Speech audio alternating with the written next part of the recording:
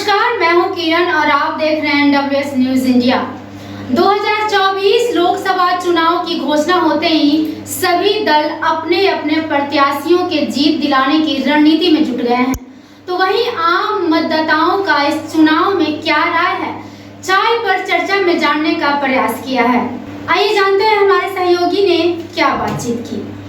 नमस्कार दोस्तों, मैं सुजीत कुमार, आप देख रहे हैं NWS न्यूज इंडिया।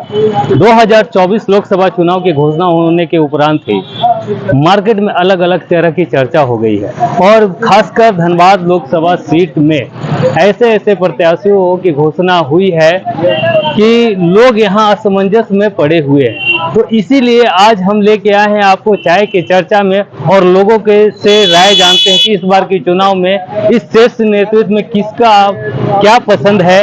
ये जानकारी लेते हैं यहाँ के स्थानीय लोगों को चाय की चर्चा पे।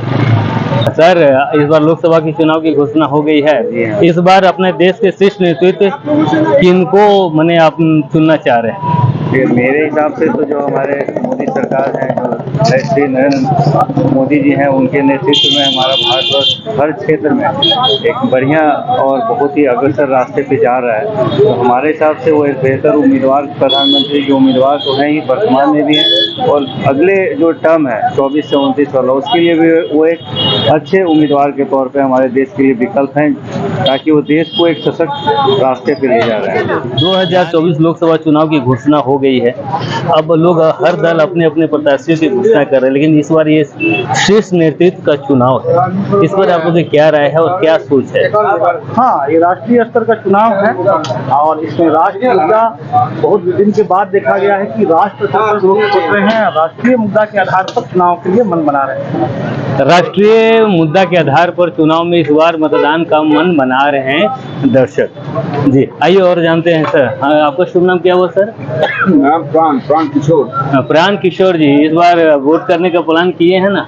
वोट तो चलिए, श्रेष्ठ नेतृत्व का हम लोग इस बार चुनाव कर रहे हैं, तो इस बार क्या मन में विचार और क्या आशाएं लेकर के चुनाव का विचार किए?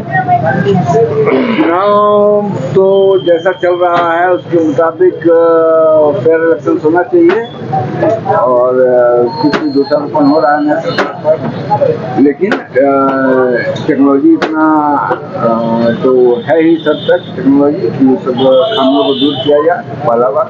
दूसरा, चुनाव भी जिस तरह विकास हो रहा है देश का, उसके मुताबिक अभी सरकार को आगे बढ़ना चाहिए और उसी के आधार पर हम लोग प्रत्याशियों का वोटिंग करेंगे। फर्दर है कि रोजगार वगैरह की जहाँ तक बात करें तो रोजगार या भारत के लोग तो विदेशों में काफ़ी रोजगार ले लेते हैं और जिस तरह से जब से ग्लोबलाइजेशन हुआ है, लिबरलाइजेशन हुआ है, इस तरह से उसके मुताबिक हमारा जितना भी संस्था सरकारी ऋण लेगा बाहरी एजेंसियों को भी, बाहरी कंपनियों को न्यौता दिया गया कि वो सब आके अपना यहाँ इन्वेस्ट करें और हमारा प्रोडक्ट, हमारा उत्पाद, क्योंकि हम लोग इसी में काम कर रहे हैं, हमारा उत्पाद विदेशों में जाके बिके। प्राण सर का कहना ये है कि जो वर्तमान सरकार है उसके ऊपर जो दोषारोपण की जा रही है, पहले उस दोषारोपण को आम जनता के सामने दूर किया जाए। जो भ्रम की स्थिति जनता में बनी है उसे दूर करने का प्रयास किया जाए। साथ ही देश में बहुराष्ट्रीय कंपनी को निमंत्रण दे करके यहाँ इन्वेस्टमेंट करने का आमंत्रण देने का राय दी जा रही है और निवर्तमान सरकार के बारे में सोची जा रही है। चलिए आगे आते हैं, एक और बंधु हैं हमारे बीच। क्या नाम हुआ सर? जी, अजहर इमाम नाम हुआ। अजहर सर, इस बार क्या विचार रखे हैं? शीर्ष नेतृत्व का चुनाव है, प्रधानमंत्री का। तो प्रधानमंत्री के हिसाब से उसका चेहरा दिख नहीं रहा मुझे। जैसे मोदी जी ठीक है तो, लेकिन कुछ कमी भी है, जैसे रोजगार है, ये सब ऐसा कुछ दिख नहीं रहा है आपका। आपको हवा वाली बात जी। हाँ, लेकिन एक बात ये भी सच्चाई है कि मोदी जी शेर है, तो उनको हराने के लिए 100 शेर चाहिए, तो 100 शेर कोई दिख नहीं रहा है।